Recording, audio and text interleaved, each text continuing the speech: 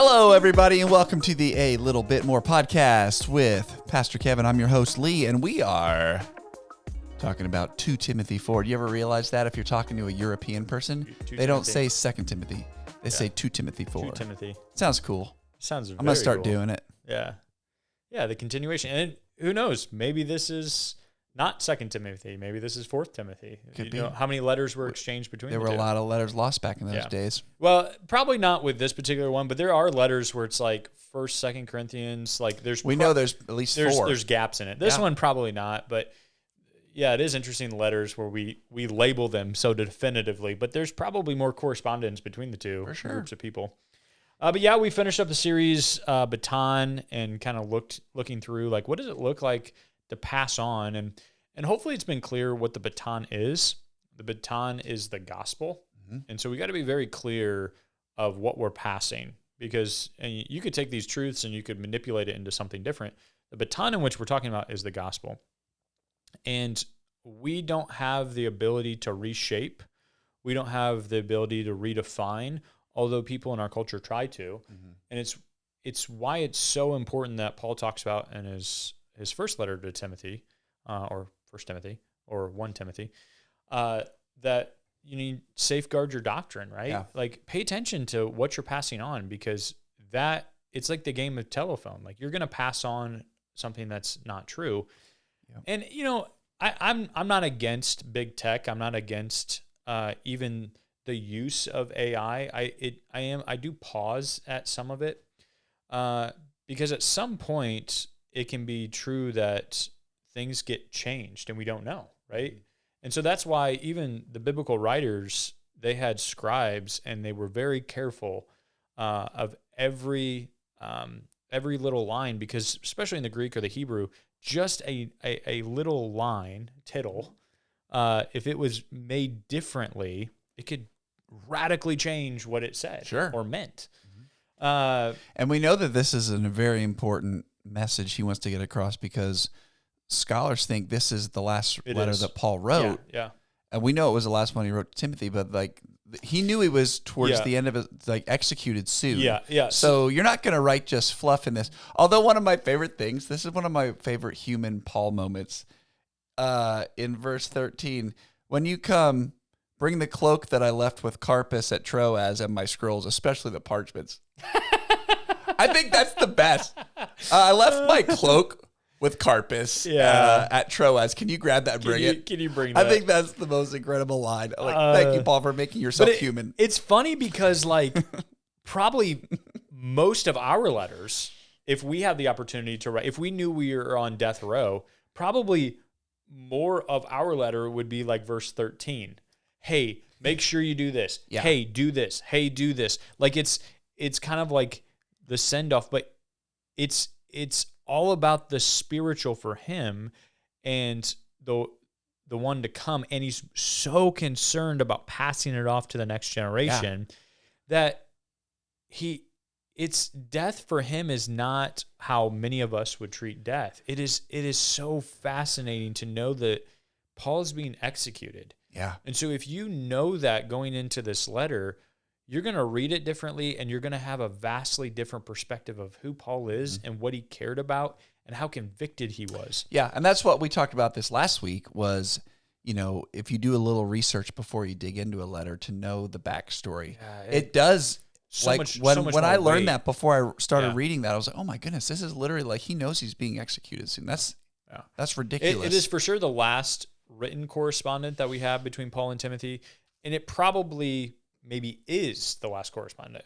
They probably didn't talk in person. They probably didn't have any other way of communicating. So yeah, last week or yesterday, we talked about the run the leg that God has given you. Mm-hmm. And it's a very simple truth, but I think it's worth even repeating that we're so much in a comparison culture, and we want to know if we're on track. Mm-hmm. And so we look to the left, we look to the right. And I said this on Sunday, I've said it to our staff, and even the Lord's really convicted me. And I had a mentor long ago say, don't follow the claps. But even this particular truth is true too. Like, if you just run someone else's race or you follow the applause, eventually, where are you going to find yourself? Not even on the track. You're not even going to be in your lane. So at best, you're going to swerve out of your lane. Yeah. At worst, you're going to be in the grandstands if you're following after someone else's applause. So run the leg of the race. And once again, it's not the whole race. You're running a leg of it. So it should bring some humility to you that, one, and it should bring you some relief. It's not all on you. Yeah. It's not it's not all about you. It's not all on you. It's a leg of the race that you're running. So run that faithfully. And you're not going to be judged on how successful you ran someone else's race. But you are going to be judged on base how you ran your race. So if you're so concerned about how you're keeping up with someone else, that means you're running someone else's race. You haven't even started running your race. And that's what you're accountable for. And that's a really sobering thought. Am I spending more time trying to keep up with someone else or be like someone else than right here? Whether that's parenting, whether that's in your profession, whether that's in your hobbies, right? It's part of the marketing scheme in our country too, is if you have these, I'll use something I know you enjoy. If you have these golf clubs, you're going to golf like so-and-so, right? Yeah. I mean, that's for sure a good marketing tool, but it's not reality. Sure. Oh my goodness, no. So run the leg of the race in which God has given you faithfully. Like he talks about godliness a lot in the first one. It's what does that mean? It means devotion. So I don't know if you have any thoughts about that, but it's a really sobering thought for me is, am I running the race that God gave me to the best of my ability, even if other people don't think I am? Yeah. Am I, when I stand before the Lord or as I'm being convicted by the Spirit, am I doing what I'm supposed to be doing? Yeah, I think of two things. One, first thing I thought of was if you ever watch before an Olympics, they literally take the flame from Greece, and there's probably hundreds of people that are involved in you have a specific leg that you'll run like a mile or two and then hand it over the flame. So you take the flame with you, you carry it to the destination of that year's Olympics. Sure, yeah. So that's the first thing I thought of was like every single person is vital to getting the flame from the beginning to the end, and you have to do your part. Yeah. The other thing I thought of was it's probably like this in different fields, but in the church world, I know we've even struggled with this or dealt with this, but other churches do it all the time. You see another church doing something successful, and you're like, we got to do that here. Yeah. And really you don't, because that's not, just because it's successful somewhere else, like you're saying with the golf clubs, doesn't mean that's what the Lord's calling you to do here in this place. So I think as church leadership, we try to really be tuned in every day to what the Holy Spirit's asking us to do here at Grable. Yeah. Because nobody else can do that here. He's calling us to do it. It's not like we say, well, that's working out there at that church in San Diego. We better do that here. Cultural transfer doesn't always happen, right? Yep. And some of it might be a cool idea, whatever, but I think it's important, and that applies to your daily life.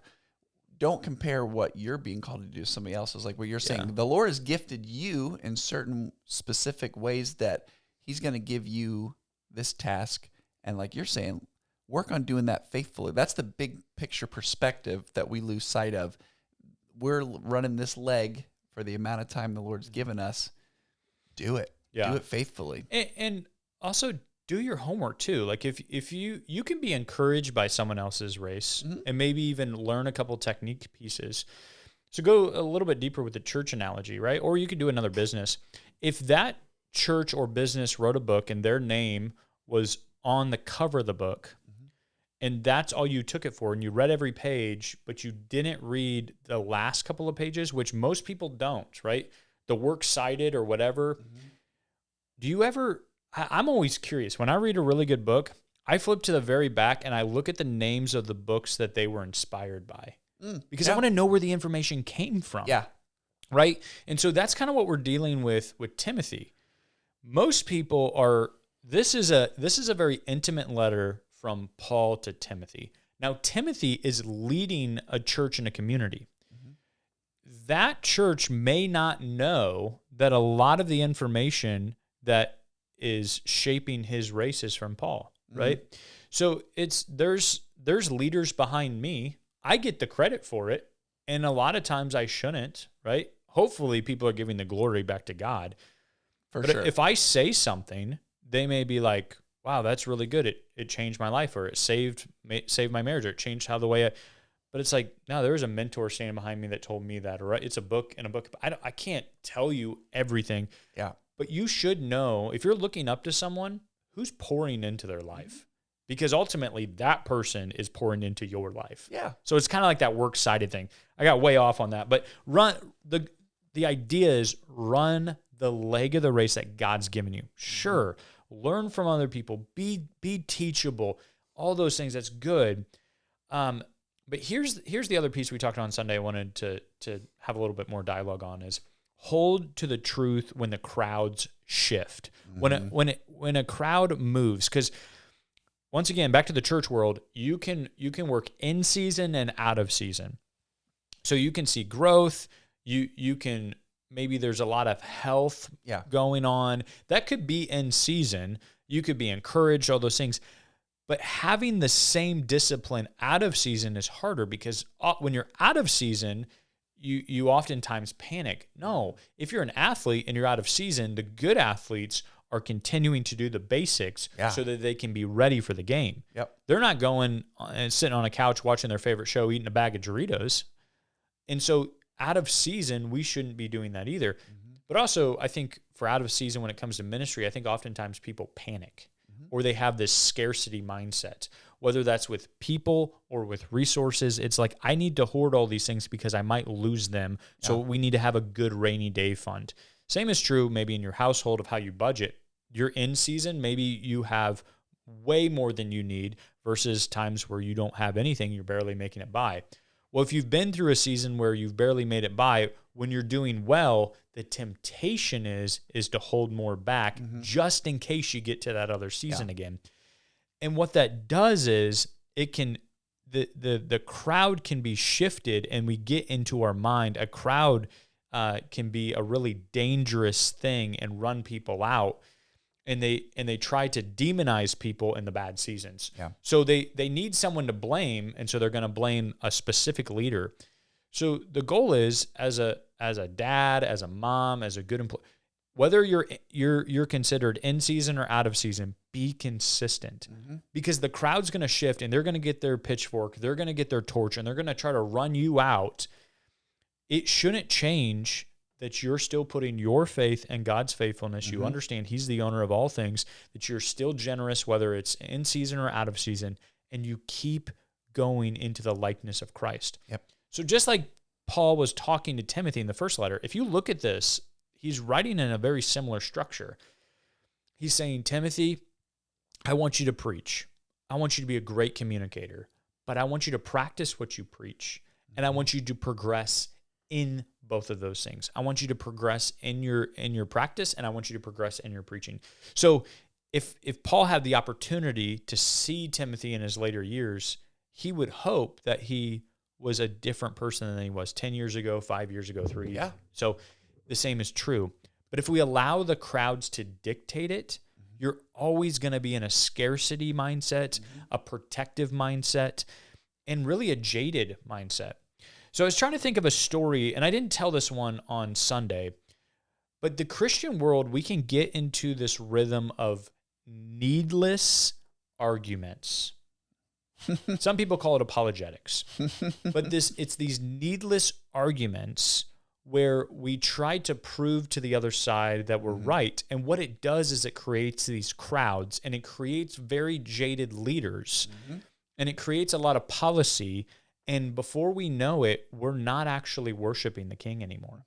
It just the Bible. That's what literally in Timothy says, that which leads to quarreling. So I wish I could remember this guy's name, just for my own sake. I probably wouldn't say his name, but I can't say his name because I don't even remember, and I can't remember what church he served at. So this is true. I really just don't know, but I remember the conversation. I was almost done with my freshman year at Bethel, and I went to a play in my hometown to support some people that I still knew from high school. And I happened to sit in the balcony of the Huber Opera Theater, if you know, in Hicksville. It's a beautiful building. So I'm sitting up there, and I think I went by myself because there was this older gentleman that sat at least to my left. And the show hadn't started yet, so I have my drink and my popcorn. And I'm sitting there waiting for it to start. And very friendly older gentleman who starts asking about, am I working? Am I going to school? So I tell him I'm studying to be a pastor. He goes, "Oh, I'm a retired pastor. You want to run away from that profession as fast as you can." And you could tell he was so jaded by what had happened in his life.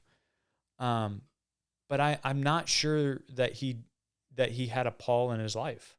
I'm not sure that he didn't lean into what the crowd had told him. And he got to a place where he was telling a young Timothy to get out. Gracious, that's horrible advice. Right.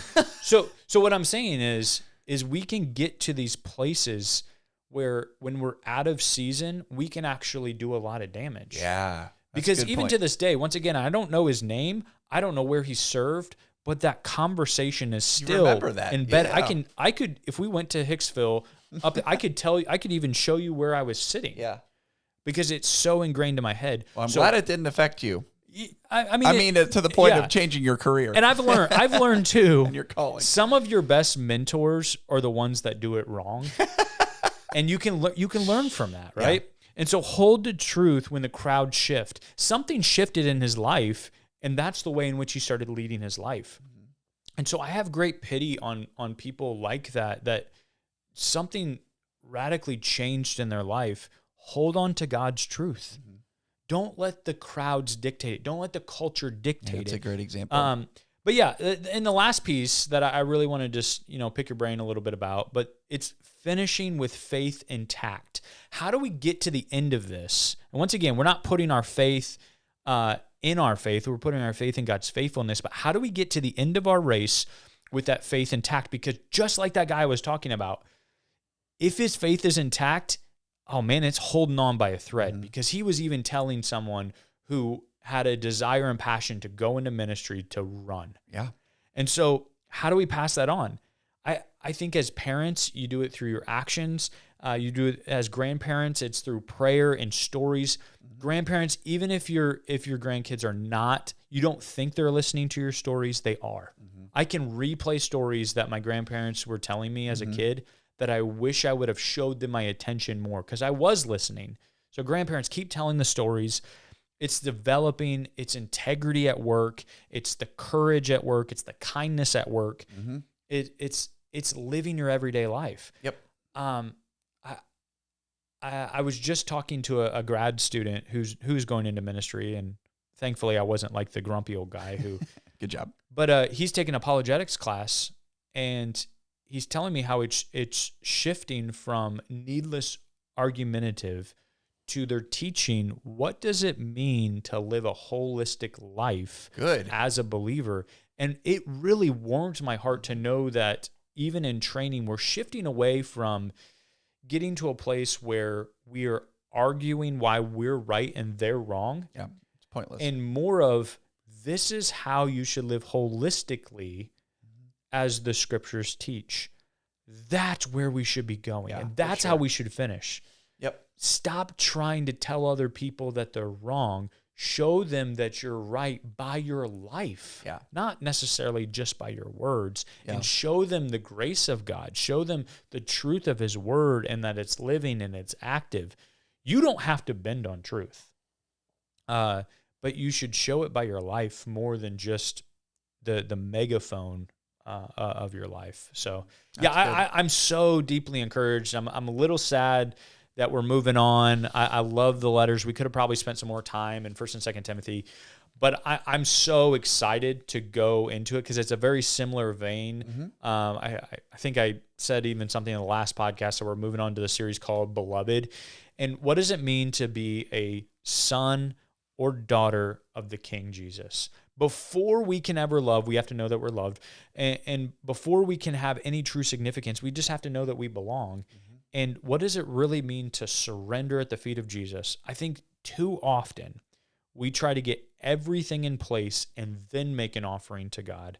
What if we just placed it at his feet and say, God, I know that this is not complete. I know that this is not perfect, but I know that you're a God who can take broken things and make them new. Would that not radically change the way we live our life? Yeah, that's awesome. Because we work so hard to make it perfect, or we have these goals that we haven't quite achieved yet.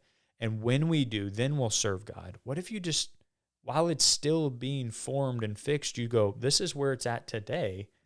And thank you for making me in your likeness. And you give all the glory and honor back to him. So that's what we're going for the next awesome. 8 weeks. I'm really excited about it. And honestly, it's been convicting for me of how I parent, how I continue to try to be a loving husband and to lead with integrity and humility. It's, man, we are made in God's image. Yeah. I'm a created being. Mm-hmm. You sit with that for 5 minutes, it'll wreck you. Oh, for sure. I'm created. Yeah, it's unreal. Yeah, so I'm excited about it. Very cool. Well, looking forward to that. And don't forget to keep reading your Bible plan. If you've gotten away from it, jump back in. It's been incredible to walk through that as a church. And so I encourage you that. Continue just to press on and to run the race, as Paul says, with great endurance. Yes. There'll be days that are tough. Keep pressing on, keep running hard, and we'll see you again real soon. Have a good one. See you guys.